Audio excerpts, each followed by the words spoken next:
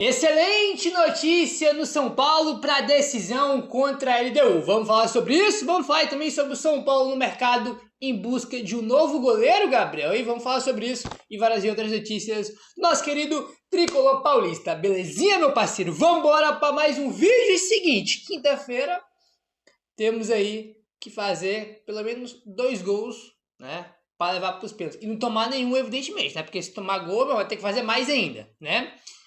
Precisamos de gol, irmão, de bola no fundo barbante, de eficiência, entendeu? Dos jogadores terem um dia inspirado aí para poder fazer gols. E o São Paulo, nos últimos jogos, tá? Vem caindo muito de produção quando o assunto é gol. Quando o assunto é bola no fundo barbante. São Paulo vem caindo muito de produção aí quando o assunto é gols.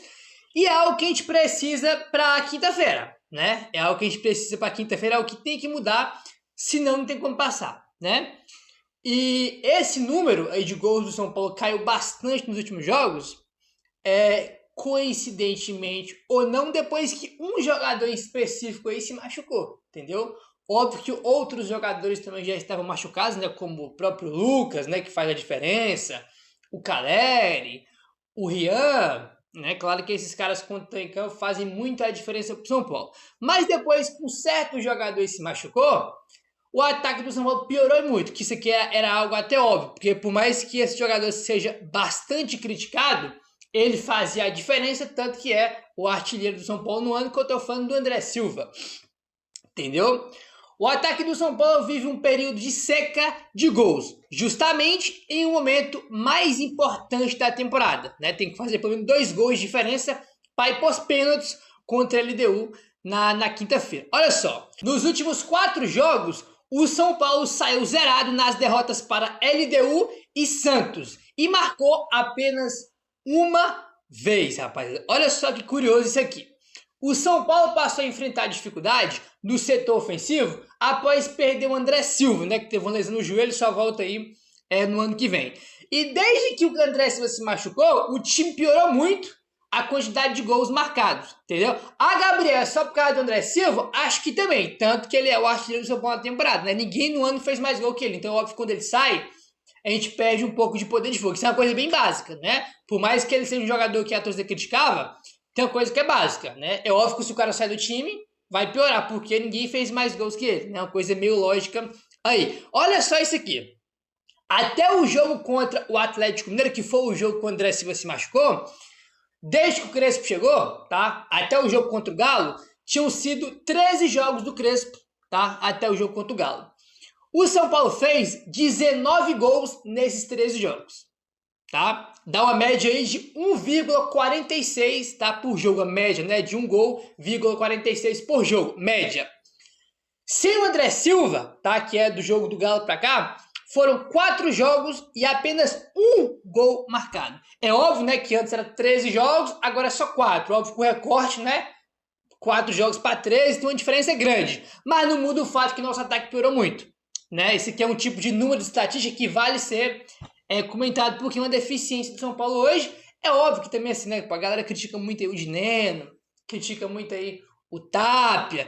Nessa aqui, cara, esses caras são o quê? 6ª, 7ª, 8ª opção do ataque do São Paulo, né? Porque tem Caleri, Lucas, André Silva, o próprio Rian estava jogando na frente do Dineno, né? Por exemplo, quando o Crespo chegou contra o Flamengo, quem entrou no segundo tempo contra o Flamengo não foi o Dineno, foi o Rian, né? Então o Rian estava na frente do Dineno, entendeu? Então, tipo assim, Dineno e Tapia, cara, são jogadores que são 6ª, 7ª, 8ª opção do ataque do São Paulo. Fora o Ferreirinha, que está na frente desses caras.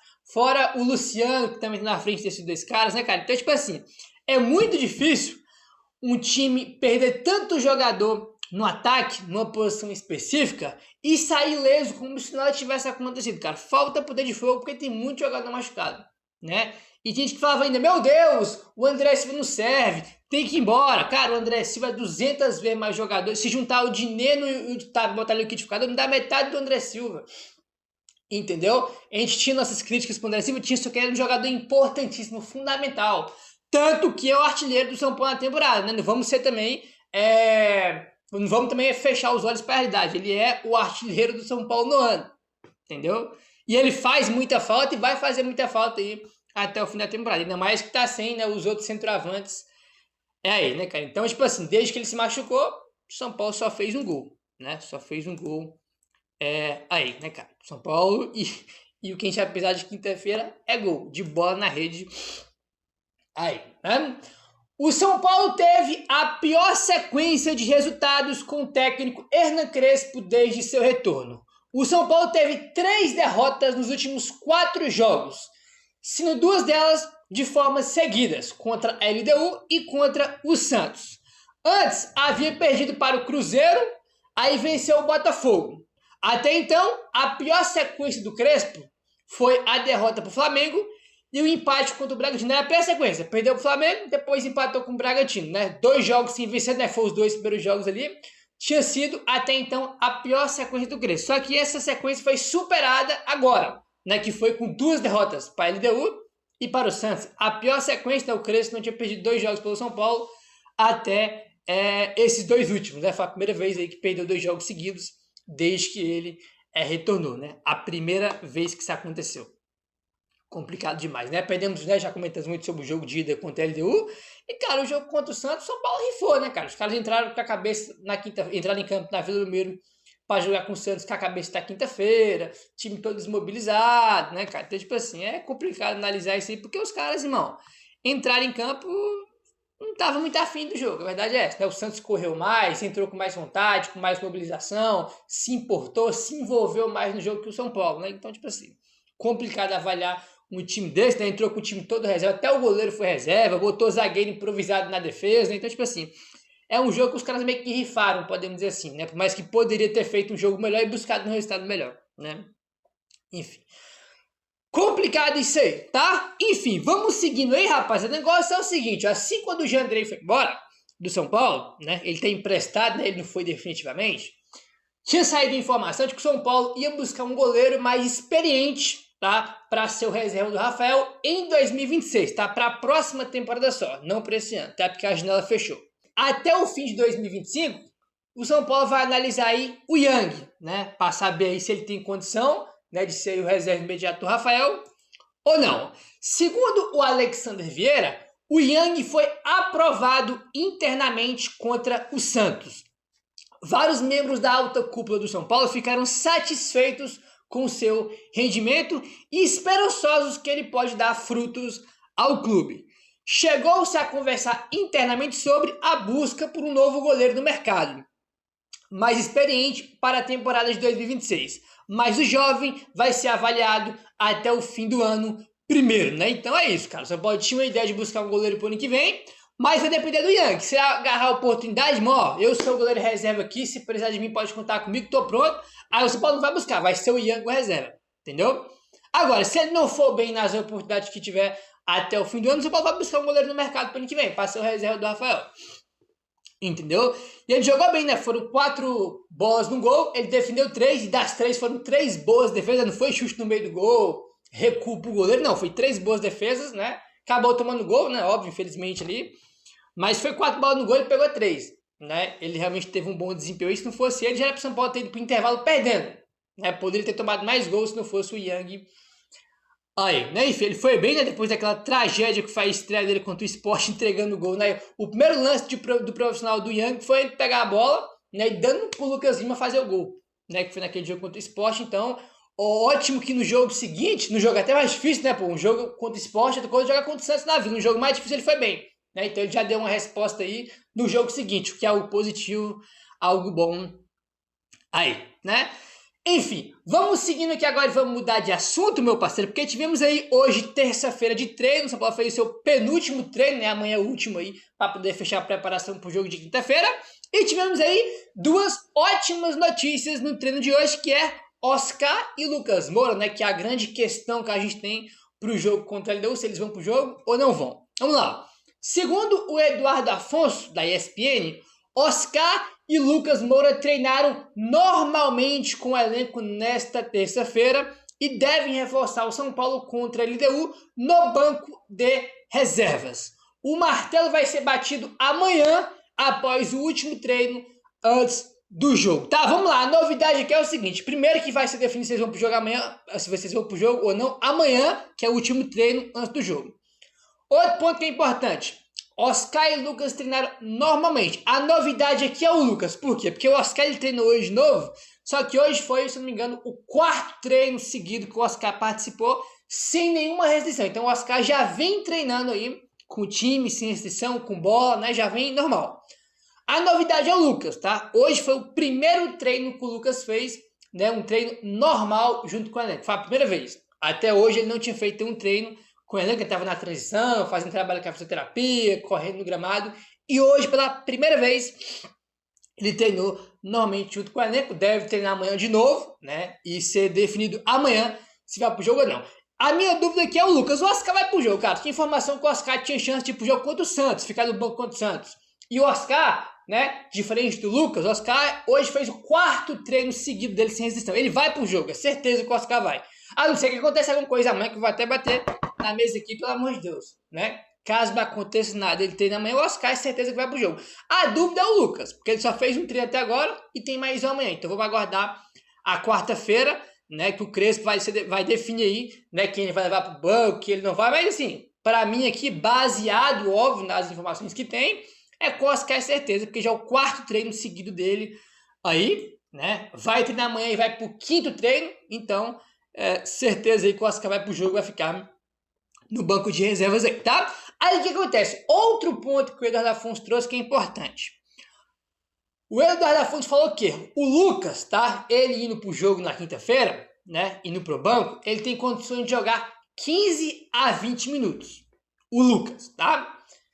E o Oscar pode jogar um pouco mais, foi o que falou o Eduardo Afonso. Ó, o Lucas tem aí 15, 20 minutinhos que ele pode jogar, que ele tem condição de jogar na quinta. O Oscar um pouco mais, tem mais condição de jogar. É aquela questão que eu falei, né, rapaz? Assim, pra mim, né, se a gente for analisar as situações dos dois jogadores, é muito óbvio que o Oscar, não só tecnicamente, mas fisicamente, ele tem mais condições, mais capacidade de ajudar o São Paulo na quinta-feira. Ah, Gabriel, mas é que o Oscar tá fora em 2 meses. Só que o Lucas, cara, nos últimos 6 meses, desde a semifinal do Paulistão, ele basicamente não joga, entendeu? Ele ficou um tempão fora, depois se machucou contra o Palmeiras, aí voltou, jogou 2 jogos, sentiu, parou de novo, entendeu? Aí depois voltou, jogou 2, 3 jogos, sentiu de novo, teve que fazer a transcopia. Então, tipo assim, o Lucas nos últimos 6 meses, ele vem, irmão, jogando 2 jogos aqui picotado, depois fica mais meses fora, e volta, tipo assim, ele não conseguiu jogar nos últimos 6 meses. Por mais que ele estivesse no jogo contra ele deu na volta, que ele entrou no segundo tempo, né? Mas ali também já não estava 100%. O Oscar, por mais que ele tenha aí 2 meses que ele não joga, 2 meses atrás ele estava bem, jogando, né? Então o Oscar, pelas informações que tem, cara, ele tá mais inteiro e tem mais condições de ajudar o São Paulo na quinta-feira do que o Lucas. Entendeu? E outro ponto que o Eduardo Afonso traz aqui é o seguinte, uma vantagem também de ter os dois no banco é pênalti, né? Então, pô, tá ali, São Paulo vencendo por 2 gols, pode ir pros pênaltis, né? Às vezes o Crespo não quer nem colocar o Lucas, porque entende que ele não pode ajudar por causa das condições, enfim. Pode colocar o Lucas no finalzinho, ele só para bater o pênalti. Como aconteceu contra o Atlético Nacional. É que contra o Atlético Nacional não foi só para bater o pênalti, ele entrou no segundo tempo ali, mas entrou no segundo tempo, bateu o pênalti e ajudou aí o time do São Paulo, né? Então, vamos aguardar e para ver, né, qual a decisão que vai ser tomada amanhã. O Oscar, para mim, é muito claro que vai. A dúvida mesmo é o Lucas, né, que está em um estágio um pouco mais atrasado que o Oscar, né, por mais que não sejam aí problemas iguais, né, muito pelo contrário. Um está com problema no joelho, o outro era vértebra, né, problema na coluna. Aí, bom, enfim, aguardaremos, né, até o treino de amanhã. Belezinha, meu parceiro? Vamos avançando agora. O negócio é o seguinte, meu parceiro. Olha só que bacana isso aqui, ó. Uou! São Paulo faturou mais de 200 mil reais com a SAB, que é um repasse, um percentual da venda de produtos da linha Brahma realizadas pelo Zé Delivery, né? Tem essa parceria aí, né, da SAB, né, que são produtos, né, da linha da Brahma, né? E eles fizeram aí uma parceria com os clubes, né, que se chama SAB, né? Se você compra, né, cara, os produtos da Brahma, né, e os clubes de futebol, eles ganham aí uma porcentagem em relação às vendas, né? Aí, o São Paulo é o 5º time aí no Brasil que mais ganhou dinheiro com esse projeto aí da SAB, tá? O primeiro é o Flamengo, que ganhou aí, né, cara, 948 mil reais. Em segundo, o Corinthians, que ganhou aí 382 mil reais. Em terceiro, o Cruzeiro, que ganhou 310 mil reais. Em quarto, veio o Vasco, que faturou 259 mil reais. Em quinto, aparece São Paulo, que faturou aí 248 mil reais com essa parceria, né, aí, né, com a Brahma, né, com a SAB. Aí, né, cara, você compra os produtos, né, tem vários produtos lá que você compra lá, né, no Zé Delivery, e você e os clubes ganham uma porcentagem em relação a isso, né? O São Paulo é o quinto time aí do Brasil que mais ganhou dinheiro com a SAB, né, que é o projeto aí da Brahma, né? Curioso, achei interessante isso aí, né? Enfim, a gente teve aí, né, rapaz, a venda do Henrique Carmo, né, pro CSKA, que foi muito polêmica, né? E olha só isso aqui, ó, Alexander Vieira. O São Paulo não fez qualquer menção sobre a venda de Henrique Carmo ao CSKA em suas redes sociais. Questionei uma pessoa de dentro do clube que enviou a matéria do site oficial do clube comunicando a venda e disse que obrigação é só no site, né? Segundo eles, né? São Paulo é obrigado a divulgar a venda no site oficial. Outra pessoa relatou que sim, o efeito ruim nas redes sociais sobre a venda foi impactante para a decisão, mas reiterando também que o comunicado oficial do clube é no site e que as redes sociais são só ferramentas alternativas. Então o São Paulo é obrigado a divulgar a venda só no site oficial e não nas redes sociais. Mas o Alexandre Vieira conversou com a pessoa no São Paulo de que sim, o efeito ruim os comentários ruins, a repercussão ruim negativa da venda fez com que o São Paulo não divulgasse nas redes sociais, né? Coisa que é óbvio, né? Ficaram até com vergonha, constrangido de divulgar essa venda ridícula que foi feita aí. Meu querido, se inscreve no canal, deixa o like, valeu, tamo junto e saudações tricolores.